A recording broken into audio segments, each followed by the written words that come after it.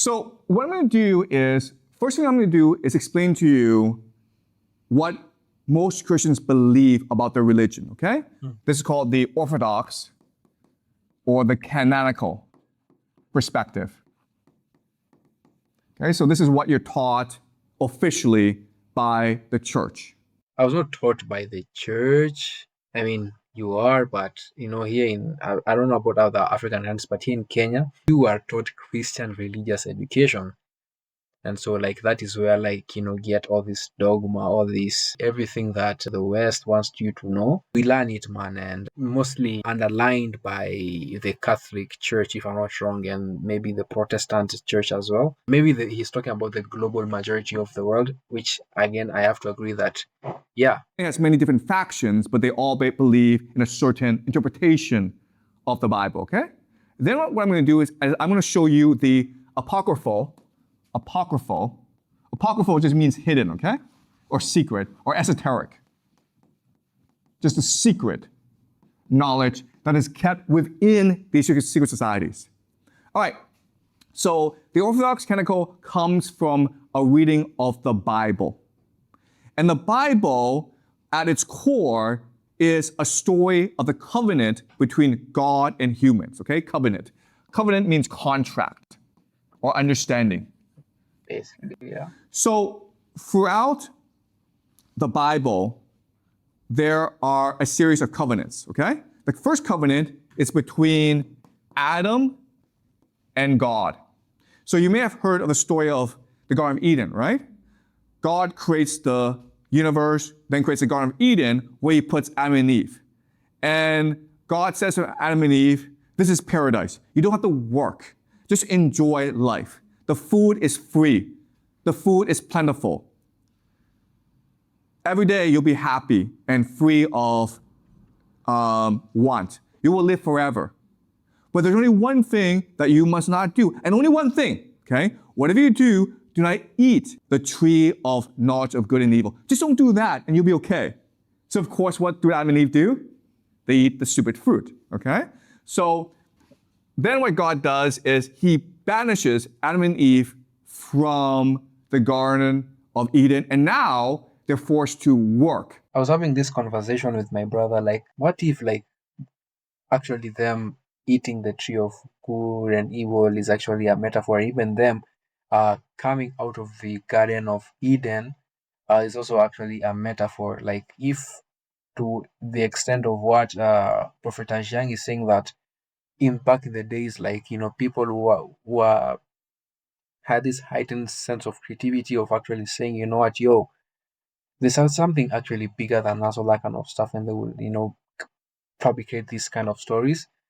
And so this Adam and Eve were like the first test subjects, and then, like, God, I've tested you guys, and man, I'm just gonna leave you guys, to do your thing now. So yeah, just go and be man, and you've already done your worst. So now get out, and now maybe that's how we became humans, all that kind of stuff. That's how I'm trying to make sense of it. To some extent, maybe it does not make sense, but yeah, man. To grow food to feed themselves, okay? And this leads to society, okay, development of society. God looks down from the heavens and sees that humans now are going to war. They are fighting, they have private property. And God says, I don't want this crap. This is not why I created humans, okay? So he's like, you know what, I'm going to destroy everyone and start over. But then he sees a human that he likes named Noah. And this leads to God saying to Noah, build a ship, build an ark, and save yourself, because I will flood the universe. I will destroy the world. So God destroys the world, and Noah lives. And then God says to Noah, you know what? That's kind of silly. There's a lot of context there that he's missed. Let's just go to Google. I'm not really going to explain to you guys why, but why did God make Noah build an ark? Okay, we have to know the context. So according to the Bible, God instructed not to build the ark to preserve human and animal life from a global flood intended to purge the earth of severe wickedness. Because in this time, if I'm not wrong, is where yeah, the world was moving mad. And we know we were talking about what, like the Nephilim, all that kind of stuff. They came and they just corrupted the world, and the world became mad. That was because of that, all that kind of stuff, man. And people were just going crazy, and the intended purpose for creation was not doing its function. Man was just doing a madness. You see, whatever people were doing today, like every madness in the world, that was basically also happening at that time. Just imagine that. And then, yeah, there's no difference. So that's why God had to purify the world. And I think he found that Noah was one of he and his family were the one of the pure breed in the world. So that's why he had to do that. So yeah, so context is very interesting. I shall not destroy the universe. I promise never ever destroy the world again. Okay, that is his covenant with Noah. God promised never to flood the earth again. Genesis primarily as a display of mercy his right and a covenantal commitment to sustain life, despite acknowledging that human nature remains inherently sinful from childhood. This promise followed Noah's Ark, signifying a shift from global to destruction to upholding creation. But God sees that humans are still wicked and evil. And he says, you know what? I need to find a man who is good. And I need him to grow a nation that can be the light of the world, that will be the best example of what it means to be a good person. So he finds a man named Abraham, and Abraham, of course, is the father of a nation called Israel. And so this is a third covenant. Again, context. We have to give context. Why did let's just even use ChatGPT, okay? Let us explain to ChatGPT. So explain to my viewers how Abraham became the father of all nations, not Israel, but the father of all nations. Give context to why Abraham became the father of nations. Like from the covenant of basically Adam, basically to Noah, then to now Abraham, as man was continuously sinning. Like, why did God create a covenant with Abraham? Give context as to why that happened. Okay, the problem begins with humanity. Humanity keeps breaking trust, starting with Adam. The pattern repeats itself. Sin multiplies. By the time Noah, things are worse. Violence and corruption, moral collapse. God responded with the flood, not yeah, blah blah. After the God makes a comment, not all that kind of stuff that we've heard. That's what I'm telling you. Even after global research, humanity still fails. The Tower of Babel shows pride and rebellion. The Tower of Babel, a biblical narrative explaining the origin of different languages from human dispersal.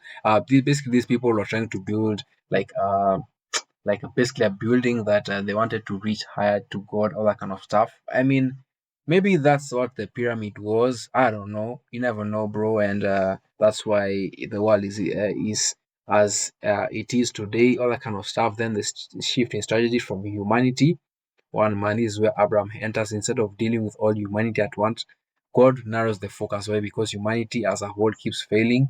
A universal covenant, Adam Noah didn't produce lasting faithfulness, so God chose a representative strategy, working through one man, then build a people, then reach the world. Because I think it's even psychologically makes sense because, like, let's say for example the likes of Andrew Tate, that it is one man who is able to like spread their if they're influential enough they're able to spread their wing not their wings their influence, their knowledge, their wisdom to a vast marriage because it spreads like a virus, so to say. So it makes absolute sense that God would now choose a man, and then to like be an exemplifier to what a covenant and that kind of stuff, like just to change humanity. So the covenant with Abraham, the turning point, God makes the covenant a unique covenant with Abraham. I will make you into a great nations. All people on earth will be blessed through you. And then it actually makes sense from there on, and you can go and check it out in the Bible for yourself. God says to Abraham, you and your children, your grandchildren, your great grandchildren are now loyal to me. I see you as the chosen people, and I give you the promised land. Okay, that's what Israel is, a promised land. Over time, what happens is that Abraham and his people, they go off to Egypt.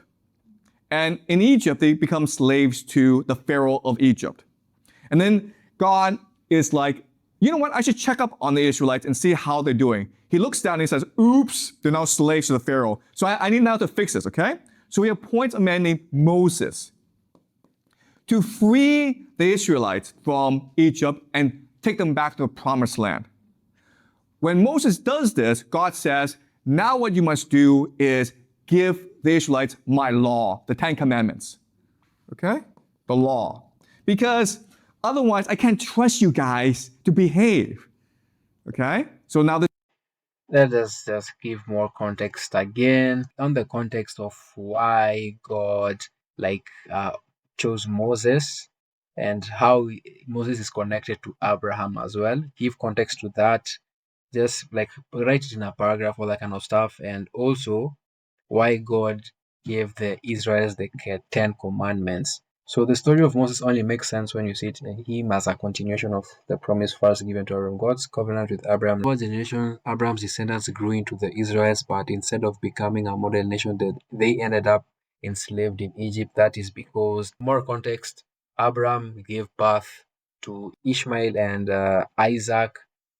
Isaac was not part of the promise, or rather like the part of the plan. So Ishmael was, like barred aside, and his journey goes on into what. Then so Israel was the continuation. Then Israel bore Jacob and Esau, and then Jacob fought God, someone named Peniel or something like that. Then Jacob had, like, I think 2 wives or 3 wives, I think 2 wives. Then he had kids, and they became like part of the 12 tribes of Jerusalem, because when the story ends of the ark of Joseph, he blesses them and gives them all these like sort of prophecy. But from the lineage of Jacob, the one who really stands out is Joseph. Joseph then goes on to Egypt. Bro had a dream, all the kind of stuff, and his family. You know how family are when you have a dream, they don't really believe in you. So something happened along those lines. Then bro was sold to Egypt. Then things happened along those lines. His destiny was aligned with his dream, and he became one of the highest ranking officials in Egypt. Then there was a famine from where Joseph came from, so his entire family came into Egypt, and he he was not having any bad blood, and he gave his family land, all that kind of stuff. Basically, the people like who are living, now they are living in Egypt, all that kind of stuff, and people were acclimatized to the rule of law of Joseph for a while, until now another king came in, and he did not know, another king from Egypt did not know like the ways of Joseph, and so he turned the tides, and again Jacob was named Israel when he was fighting God. All that came down. Now they're called Israelites because, you know what I'm saying, they were enslaved for 400 years, which is also another prophecy that came true when God says he told Abraham in his time that your kids will be, like locked away for 400, and you need that for 400 years, for 4 generations, which is 400 years, then you will set them free, which was through Moses, and Moses is actually a descendant of Abraham. The giving of the Ten Commandments is crucial because it was the one of the first like covenants, like covenant that defines how these people were rescued. Because again, this story is long. Moses rescued the people of Israel from the people of the people of Israel from Egypt, from like slavery. So they God parted the sea into 2 ways. They were in the desert, all that kind of stuff. Then they were at Mount Sinai.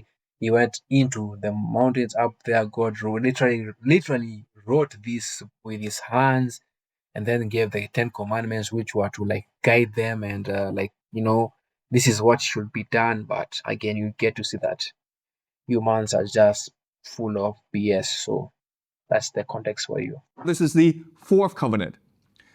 So now the Israelites are back in the promised land, but again, and even though there's laws, they still become wicked and they start to worship false gods. So God punishes them, and God is now looking for a good leader of the Israelites. And then finally he finds a person named David, who becomes the king of the Israelites.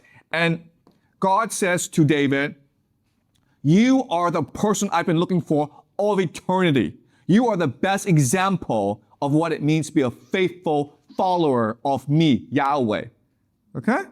And so this is something called the Davidic covenant. The Davidic covenant states that God will always favor Israel as the chosen nation. And It's not that. It's not about favoring. They were the model nation to set example to the world, man. It was not about favoring, man. Like, choose your word correctly, man. So I disagree with Professor Jiang there, man. So yeah. and the house of David will rule Israel forever. Okay? Okay. It was not that again, but read the Bible, man. You'll get the context, man. I'm not gonna explain everything, man. It's a very long story and interesting story, man. So, guys, quick question here. Who wrote the Bible? Prophets, kings, and apostles like Moses, David, Solomon, and Paul. However, believers traditionally hold that these human authors were inspired by God, who is considered the ultimate author. The 66 books were written by kings, David, fishermen, priests. Go and watch this guy, Wes Huff. Watch this interview. Yeah, it's gonna expound like your knowledge of the Bible and all that kind of stuff, and then also do your own research and come up with your own conclusion, as I have, and as I guess Professor Jiang has, because at the end of the day, it's about debating, it's about agreeing and disagreeing, all that kind of stuff. So, yeah. Probably this guy, okay? Right? If you have to guess who wrote the Bible, probably not Moses, probably not Abraham, probably not Noah, probably not Adam, probably this guy, okay? Because he's saying that all of these five, okay, I am the best. I'm the person that God loves the most. My family will rule the world because that is God's will. Nah, brother, you never say that, bro. Let's just even ChatGPT it, man. Like, did David ever say in any way, shape, or form that his entire bloodline will rule the world?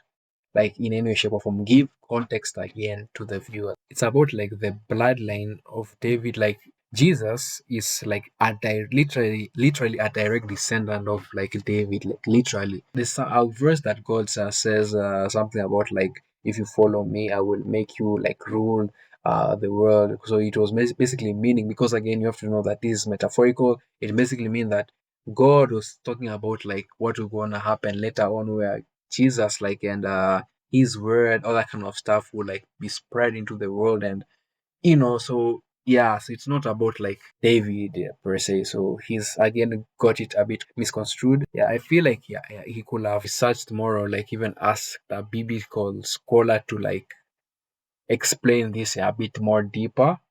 But I guess he's a man of science, a man of logic. But something we've gotten to see that some things in this world are not logical in any way, shape, or form. Now, of course, that's not what happens. Eventually, David has a son named Solomon, and these two are considered the two best rulers of Israel. And this is what we call the Davidic kingdom, okay? The Davidic kingdom, the golden age of Israel. But after Solomon, the Israelites turned wicked again, and then God has to punish them and scattered Israel across the world. Okay? And so the last covenant is the arrival of Jesus. What Jesus does is that, first of all, he reasserts the law of Moses and say to the Israelite people, remember Moses and his law, because that's what God wants.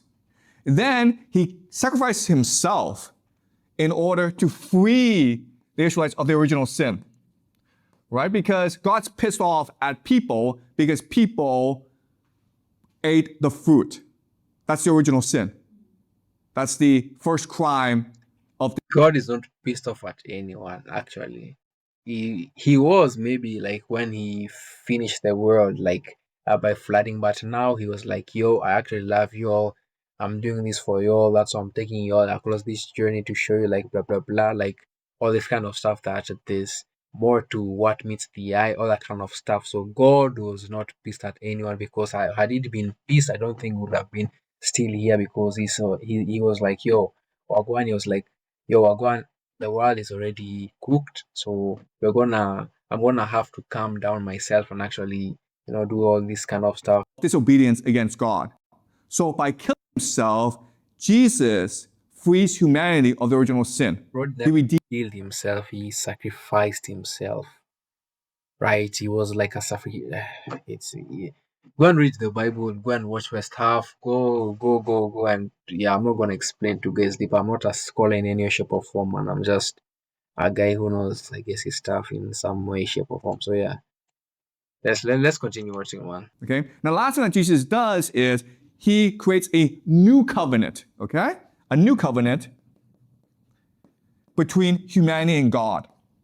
From now on, because Jesus has freed everyone from the original sin, everyone can now be with God.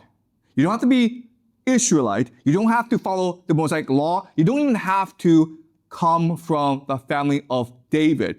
Anyone and everyone can now love God, and God will love that person back, okay? And this, of course, starts Christianity. All right, so this guy, Personally, I think Christianity, the religion, men literally made that thing, man. Like, I don't think there should be even a name for it, man. I feel like you should just be like a follower of Christ, man, or something like that. You know what I mean? I mean, I do understand why it is so. I mean, maybe for the cause of familiarity, but again, when now religion has now been put in place, like with all the kind of stuff, you get to see that it's just mad. And your sense of enlightenment is now like very dimmed down and very shallow. And the ways of men are just have always been crooked, man. guys, is called Judaism, what the Jews believe. Okay? And this is all six is what Christians believe, Christianity. All right, the first five covenants are what Jews believe to be true. But they do believe that eventually someone will return to restore the kingdom of David, okay? But not Jesus. Not Jesus. The Christians believe that Jesus is the final prophet. Okay? In fact, Jesus is God himself. That's why it's called Christianity. Because they believe in Jesus Christ. So this is the entire history of Judaism and Christianity. What they believe, officially. Now, as you can understand, if you are a true Christian or you're a true Jew, there are actually lots of issues with this understanding. Okay? The first issue is, why did God have to kick us out of the Garden of Eden? I mean, was eating of fruit so bad as to banish us from paradise? Like, what was wrong with eating that fruit? Okay, that's a great mystery in the religion. Why did the original sin happen? And why was God so angry? Second problem is Noah. I mean, like, God destroyed the world because we were wicked. But after he destroyed the world, we were still wicked. So why did God have to destroy the world in the first place? If he's God, then should he understand how humans are? I mean, those are the kind of questions like also like keeps me up at night. Like if you're a one, like you knew like what's up, man. Like then why in the first place create us, man? I guess again the answer boils down like he always wanted a relationship between man and him to be not perfect, but like to have that alignment of like I created you for a purpose, right? Because that's the intention of like every creator, so to say. You have a purpose, and so when I see you have your ways have been crooked, of course I'll be mad, so to say. And so he sent for redemption for mankind. That's how I see it. But again, there's a lot of questions as well, and hopefully that in the coming years and months that we can actually get this enlightenment like of Wagwan, get me. When he understand that destroying the world would just, I mean, it doesn't really do anything, okay? So that's kind of strange. The last problem is Jesus. Who was Jesus? And why did he have to kill himself?